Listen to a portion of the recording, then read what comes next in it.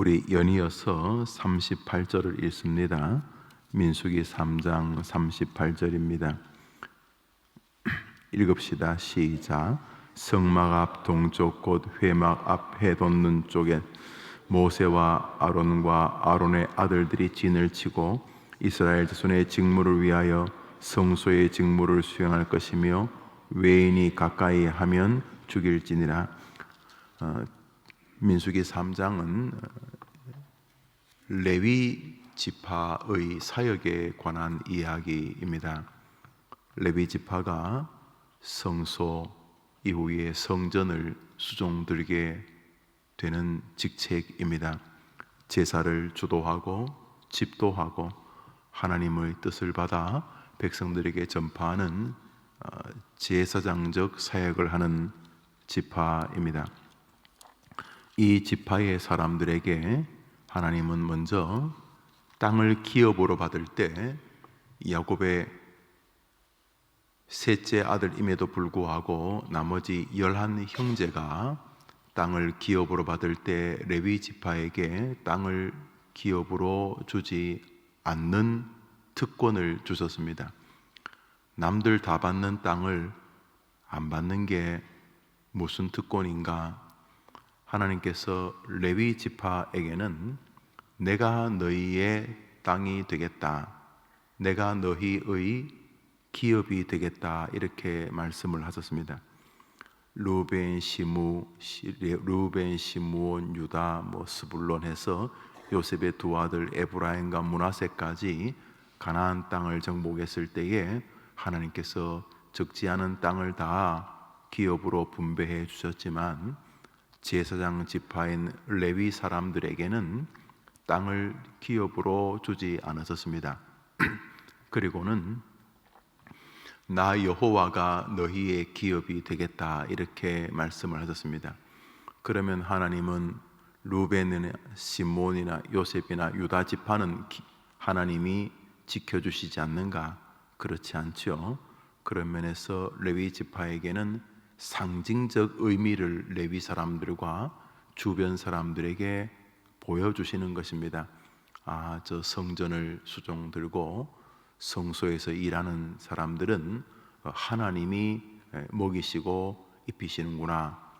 저들은 하나님이 도와주시는 사람이구나. 혹은 저들은 하나님이 직접 챙기는 사람들이구나. 하나님을 상대하는 사람이구나. 하나님이 당신의 예배를 위해서 상대하는 사람이구나. 이것을 레위 사람들도, 레위 사람들을 지켜보는 사람들도 보게 하셨습니다. 그것은 레위 사람이 특별나서가 아니라 레위 사람이 하는 일이 특별나서입니다. 하나님께 예배하고 하나님께 제사하고 죄인들이 제물을 가지고 왔을 때 레위 사람도 죄인이지만 그 제물을 하나님 앞에서 배를 가르고 피를 뿌리면서 하나님께 제사 드리고 회개를 촉구하고 하나님의 자비를 구하는 이런 특별한 영적인 사역이 레위 사람 스스로에게 이거 정말 귀한 것이구나, 이거 정말 구별된 것이구나 알게 하고, 나머지 사람들에게도 저 사역이 정말 두렵고도 귀한 사역이구나, 이런 사역의 존귀함을 갖게 하셨습니다. 그러면 레위 지파 사람들은 자식을 어떻게 공부를 시키는가? 레위 지파 사람들은 집을 어떻게 장만하고 문화생활은 어떻게 하고 쌀은 어떻게 사는가? 두 가지 방법이 있었습니다. 하나는 백성들이 드리는 제물 혹은 소재 같으면 여러 가지 곡식들 일부분을 제사장이 먹도록 하셨습니다. 그러니까 제물을 가져와서 하나님께 제사를 드리는데 제물의 일부분은 남겨둬서 레위 지파가 그것을 식량으로 삼게 하셨습니다. 두 번째로는 나머지 11지파가 자기들의 기업에서 땅을 조금씩 주게 하셨습니다. 좀 독특한 방식인데, 나머지 지파는 하나님이 다 이렇게 땅을 주셨는데 레위 지파는 너희들이 먹여라 이렇게 돼서 레위 지파가 땅이 있었는데 그 땅은 각 지파에서 레위 사람들을 긍휼히 혹은 사랑해서 기업으로 나누어 준 것입니다. 결국 레위 지파도 땅을 가지게 됩니다만 레위 지파는 다른 사람들이 수고한 것을 기여받아 기증받아 나눔받아서 땅을 가지고 자녀들을 기르고 양육하게 하셨습니다. 결국 레위 지파는 성전 예배를 주도하는 사람입니다. 사역적인 면에서 이 시대의 교역자에게 일부분 이런 모습이 있습니다. 그런데 오늘 본문 38절에는 이렇게 제사장 지파를 행하는 일을 외인, 그러니까 레위 지파를 제외한 다른 지파 사람들이 와서 행하면 죽일지니라 이렇게 말하는데, 그 중에 한 사람이 기억나는 것은 베냐민 지파의 초대 임금이었던 사울이 사무엘이 하나님의 뜻에 의해서 조금 늦게 왔을 때에 사울이 마음이 급해서 자신이 예배를 집도한 장면이 나옵니다. 그때 하나님이 내가 너를 평소에도 미워했지만은 너의 됨됨이에 대해서 너가 경박한 일을 행해서 나 여호와가 너를 완전히 버렸다 이렇게 행해서 이 사울의 폐위의 결정적 계기가 레위 지파 사람들만이 행할 수 있는 제사를 넘보았기 때문이라 성경은 이렇게 말합니다. 45절을 읽겠습니다. 읽읍시다. 시작. 이스라엘 자손 중 모든 처음 태어난 레위인을 취하고 또 그들의 가축 대신에 레위인의 가축을 취하라. 레위인은 내 것이라. 나는 여호와니라.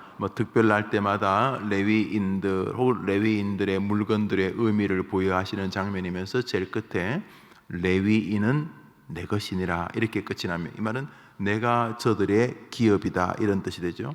예, 사역적인 면에서 굉장히 흡사합니다.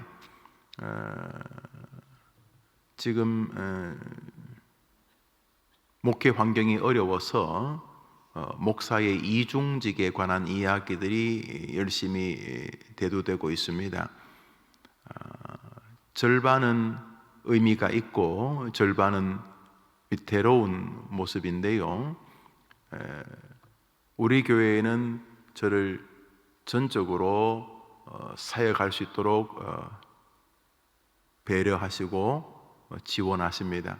저는 늘 감사하고 동시에 그것이 마땅하다고 믿습니다. 그러나 반대로 우리 교회 교인들이 서너 명밖에 없어서 교인들이 열심히 헌금을 하시지만은 그것이 교회를 운영하고 선교하고 사역하고 또 목회자의 삶을 위한 생활에 전혀 도움이 안 되거나 심각하게 부족할 때에는 목사가 이중직을 행하는 문제를 심각하게 고민하지 않겠습니까? 그래서 정말 그런 분이 계십니다. 낮에는 목수 일을 하시고 혹은 낮에는 학원에서 영어 수학을 가르치시고 또 주일은 목회를 하시고 이런 방식들입니다. 운전을 하시고 식당에서 또 다른 일을 하시고 이렇게 이중직을.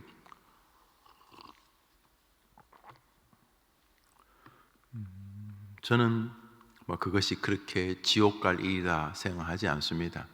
또 성경에서 굳이 바울 같은 사람들에게 이중직의 기원을 찾으려고 하는 조금 과도한 면이 있지만은 바울 역시 텐트를 만드는, 그래서 텐트 메이커로 불리어지는 어떤 자비량적 선교를 했었습니다. 그럼에도 불구하고 가만히 보면 바울의 삶의 중심은 전적인 목회와 선교와 목양이었다는 것을 알 수가 있습니다.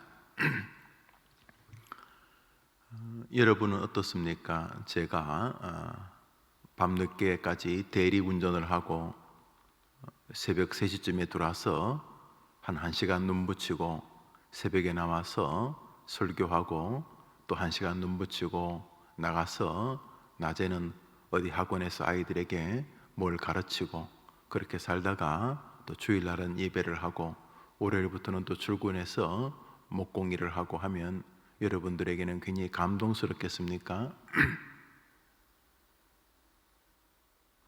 침묵도 동이죠. 그렇습니까? 말 좀 해보세요. 우리 목사님이 그 시간에 기도하시고 말씀 준비하시고 우리를 신방하고 교회에도 지금 코로나로 수년 동안 한 번도 교회를 나오지 않은 수백 명의 사람이 있을 텐데 그분들을 좀 돌봐주시면 안 되겠는가? 아니 뭐 먹고 살기는 하셔야 되겠지만은 그래도 교회 일에 좀 집중하시는 게 좋지 않을까? 또 그렇게 사람이 몸이란 게 제한되는데 아무래도 이 사역이 좀 등한이 되지 않겠는가? 예, 99.9% 그렇게 되겠죠. 그렇지만 한계로 인해서 이중, 삼중직이 요즘 많이 이야기되고 있습니다. 이게 정당하다면 물어볼 필요 없이 하면 되는데 우리 교단에서도 공청회를 계속 열고 있습니다. 목사의 이중직이 괜찮지 않겠는가? 이중직이 뭐 성경적 지지를 좀 받지 않겠는가? 계속 공청회를 하고 계속 그러고 있는 이유가 찜찜해서입니다. 우리가 부모님을 공경하는 거 공청회 안 하지 않습니까? 공경하면 되니까, 성경적이니까. 우리가 전도하는 거 공청회, 우리가 전도를 해야 되나 안 되나 공청회 해볼까? 우리 안 하지 않습니까? 전도하면 됩니다. 그런데 특별히 우리 보수적인 보급적인 교단은 목사가 이 전적으로 이 사역에 매진하는 것이 아니라 먹고 사는 문제 때문에 이중직을 하는 것이 이게 괜찮을 건가? 아닐까? 이 찜찜해서 계속 공청회를 하고 또 세월의 영향을 받아서 이렇게 가능하다는 쪽으로 자꾸 이렇게 분위기가 몰아져 가고 있는 부분이 일부분 있습니다. 애처로운 현실이라고 보아야 되겠죠. 슬픈 당위성이라고 보아야 될까요? 괴로운 긍정이라고 해야 될까요? 여튼간에 뭐 어떤 목회자라도 목회에 전념하고 싶지 뭐 밤에 뭐 대리운전하러 가고 싶겠습니까? 물론 뭐 사회적 선교에 그런 마인드가 있어가지고 뭐 그럴 수는 있겠습니다. 옛날에 왜 대학 서울대학 졸업하고 노동운동 하겠다고 중졸 그래가지고 미싱 돌리고 하셨던 지금 뭐 그렇게 해서 국회의원 하시는 분도 몇 분 계시던데 뭐 그런 도산 도시산업 선교회 뭐 이렇게 하시는 분들 계신데 뭐 그분들을 다 잘못되었다고 할 수는 없겠습니다만 그래서 목사도 사회에서 세상을 살아봐야지 목회를 좀 제대로 할 수 있다 이런 논리로 뭐 이중 삼중직을 하는 것이야 뭐 지옥 간다 말할 수는 없지만 인간의 한계로 인해서 교회의 집중해도 부족하다 저는 생각합니다. 저는 사실은 시간이 참 많이 부족합니다. 저는 시간이 하루에 한 대여섯 시간만 좀 더 있어도 좋겠다 싶을 만큼 저는 시간이 부족해서 이 시간에 이렇게 다른 일을 하는 것이 양심적으로 또 목양적으로 저는 부대끼입니다. 그렇지만 형편과 여건으로 인해서 부득불 이중직을 하시는 분을 저는 비난하지는 않습니다. 여튼간에 성경은 레위 사람들에게 너희들은 세상에 땅 없다. 너희들이 먹고 살 기업은 나다. 이게 이제 하나님이 너희들은 내 것이다 이런 뜻이고 그 다음에 나머지 지파들에게 너희들은 땅이 있으니 아무런 직업이 없는 저 레위 지파들을 너희들이 먹여라. 너희들이 땅을 저들에게 주라. 이렇게 해서 레위 지파는 그 형제들 지파로부터 땅을 기업으로 받습니다. 그럼에도 불구하고 레위 지파의 특성은 여호와를 경외하는 일이 주된 일입니다. 문제는 그러면 이 시대에 목사들만 레위 지파냐? 천만의 말씀입니다. 레위 지파만, 이 시대의 목사들만 여호와가 기업이신가? 이 시대의 목회자들만 하나님이 목회자는 내 것이니라, 레위 지파는 내 것이니라 한 것처럼 그러냐? 예수님이 이 땅에 오시기 전까지는 그랬습니다. 예수님이 이 땅에 오신 이후에 십자가에 달리셨을 때 회중들과 제사장 사이에 넘을 수 없는 지성소에 사람 8명이 집어당겨도 잘라지지 않는 휘장의 천이, 이 가죽과 이 단단한 실로 짠 천이 확 열립니다. 다시 말해 성소와 지성소와 세상이 그리스도로 인하여 확 열리게 된 것입니다. 그래서 예수님의 제자 베드로는 이렇게 말합니다. 너희는, 따라합시다, 너희는 왕 같은 제사장이다. 할렐루야. 이것이 만인 제사장 종교개혁입니다. 목회자들에게 제사장적 레위 지파적 삶이 있고 교회와 성도들이 그들을 긍휼히 여기고 동력하는 것은 당연히 성경적입니다만 목사만 이 시대의 진짜 레위 사람이라는 것은 무조건 반기독교적입니다.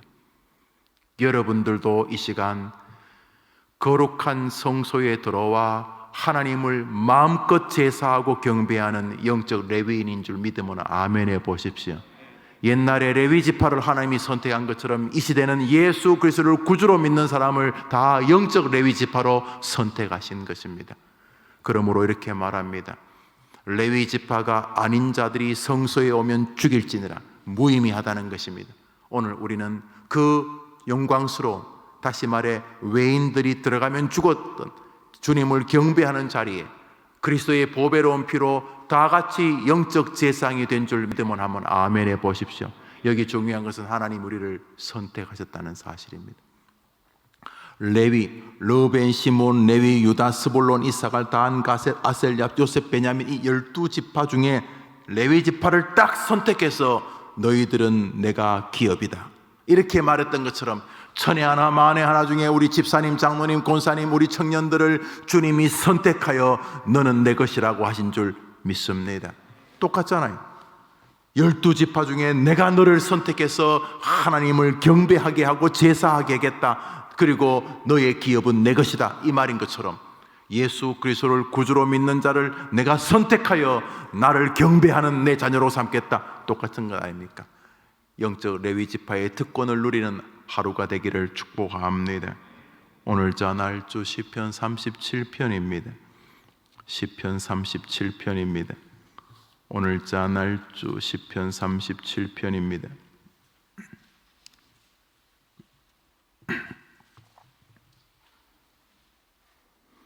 1절을 읽습니다. 읽읍시다. 시작. 악을 행하는 자들 때문에 불평하지 말며 불의를 행하는 자들을 시기하지 말지니라. 다윗이 계속 이어집니다.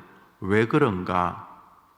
악을 행하고 지금 약간 좀 좋아 보이는 악한 자들의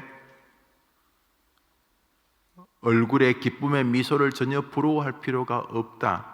왜냐하면 하나님은 그들을 선택한 자들이 아니기에 그들의 웃음은 곧 쓰라린 비통한 모습으로 바뀔 것이지만 우리들, 다시 말해 하나님이 선택한 영적 레위인 우리들은 하나님이 지켜주실 사람이기 때문에 전혀 부러워할 필요 없다, 이런 뜻입니다. 밑으로 내려오셔서 성경을 읽습니다. 13절을 읽읍시다. 13절 시작. 그러나 주께서 그를 비웃으시리니 그의 날이 다가옴을 보심이로다. 악인의 형통함을 전혀 부러워할 필요 없다. 왜냐하면 그들은 하나님이 선택한 자들이 아니고 우리가 하나님이 선택한 자이기 때문이다. 할렐루야. 그런데 이렇게 말하는 다윗은 레위 지파가 아니었습니다. 다윗은 르벤, 시므온, 레위, 유다 네 번째 아들 유다의 후손입니다. 그런데 이미 다윗은 말합니다. 그들을 전혀 부러워할 필요 없다. 왜? 우리가 하나님으로부터 선택된 사람이기 때문이다. 할렐루야. 요게 성도를 굉장히 건강하게 만듭니다. 내가 하나님 앞에 택함을 받은 사람이다. 이것이 오늘을 이기게 합니다. 넘어져도 다시 일어서게 하고, 잘못해서도 하나님께 용서를 구하게 합니다. 나는 근본적으로 다른 사람들과 다른 존재이기 때문입니다. 하나님이 우리를 선택해 주신 영적 레위인이기 때문입니다. 오늘 열심히 일할 것입니다. 저도 아침부터 모임들이 계속 좀 있습니다. 어머니 기도회 직전까지 여러 모임이 있고, 이후에도 있고, 또 무슨 장례식이 수원을 가야 되고, 뭐가 쭉 있습니다. 그렇지만 괜찮습니다. 오늘 하루도 하나님이 나의 기업이 되실 것이기 때문입니다. 이게 다윗의 노래입니다. 죽음을 참 많이 봤습니다. 여기 계신 분들보다는 제가 월등히 많이 봤을 것입니다. 죽는 것을. 여러분은 죽은 다음에 장례식 갔겠지만, 저는 이렇게 예배하다가 기도하다가 이렇게 죽는 것을 참 많이 봤습니다. 볼 때마다 똑같은 생각을 합니다. 나는 어떻게 임종을 맞이할까? 나의 임종은 장소가 어딜까? 요즘 요양병원, 요양원 이런 데 그런 곳일까? 병원일까? 집일까? 강단일까? 나는 언제 죽을까? 오늘처럼 날씨 좋은 봄날일까? 김영우 목사의 죽는 날은 여름일까? 겨울일까? 그때 내 임종의 자리에는 누가 있을까? 내 임종의 예배는 누가 인도할까? 그때 땅에 묻히는 내 육신을 바라보는 내 영혼은 어떤 기분일까? 이렇게 혼자 죽음을 묵상하다 보면은 진지해지고, 놀랍게도 삶이 가치롭고 천국에 대해서 좀 더 알아봐야 되겠다는 생각도 들고 그렇게 됩니다. 죽음. 그런데 오늘 성경에 의하면 죽는 날도 너무 염려 안 해도 된다는 것입니다. 왜요? 하나님이 우리의 기업이 되시기 때문입니다. 할렐루야. 이것이 기독교의 구원의 시작입니다. 구원의 서정이라는 신학이 있습니다. 사람이 구원을 받는데 어떠한 과정을 통해서 구원받는가? 여러분이 밥을 하시죠. 밥도 과정이 있죠.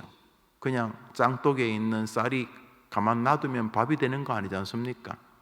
옛날에는 조리 같은 것으로 이렇게 요즘 돌을 도수로 다 정리를 하고, 그러니까 쌀을 이렇게 담아서 밥솥 같은 데 넣고 불을 켜는데 물을 붓고 물량을 조절하고, 그 다음에 밥이 많이 끓으면 불을 좀 줄여서 뜸을 들이고, 그리고 2, 3분, 5분 있다가 밥을 푸면 밥이 되는 거죠.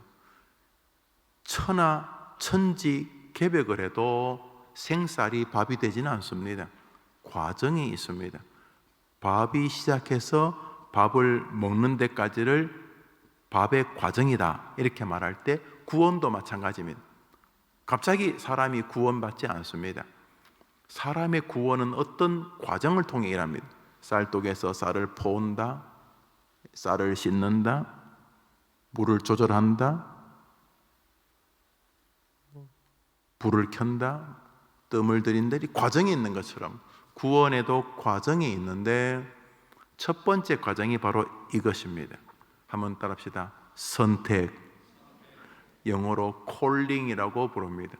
우리가 어떻게 구원받느냐 하면, 부모님 모태신앙, 어느 날 설교 듣다가 우연히 라디오를 켰는데 평소에 음악 라디오 어떻게 잘못 맞춰서, 종교 방송인데 기독교 방송인데 목사들은 무슨 거짓말 하나 싶어서 궁금도 하고 해서 틀어놔 봤다가, 이상하게 꼭 보도 듣도 못한 그 목사가 어제 내 삶을 따라온 것처럼, 나의 40년, 나의 30년 내 인생을 현미경으로 지켜본 것처럼 말을 하는데, 그 말이 사람의 말로 안 들리고, 이 목사가 어떻게 나를 아나 싶을 만큼 설명하기 어려운 전율을 느끼면서 다시금 한번, 어릴 때 무슨 연필 공책 받으러 이렇게 한번 갔던 교회에 갔다가, 그날도 그 예배당에 앉는데 어디서부터 흘러나오는지 모를 폭포 같은 눈물이 쏟아나오고,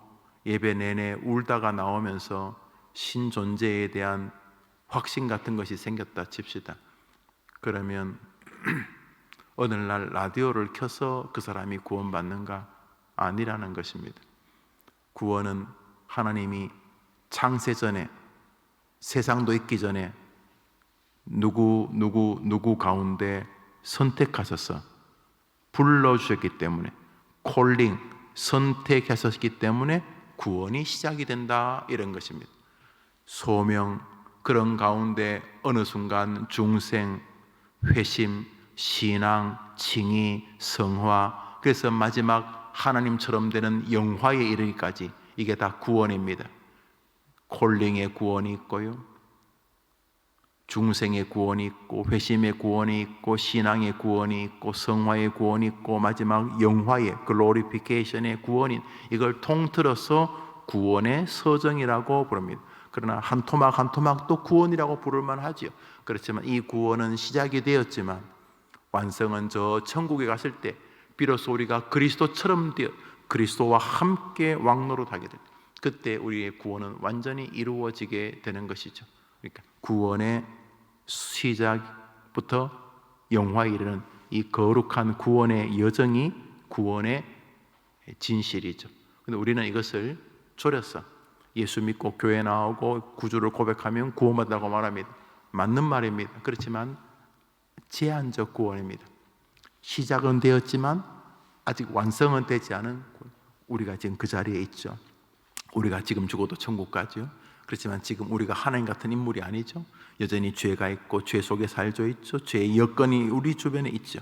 그러나 이 모든 삶의 숙제를 끝내고 우리가 하늘에 도착하게 되면 우리가 그리스도처럼 되는 영광의 구원에 임하게 되죠. 근데 거기 시작이 바로 선택입니다. 선택.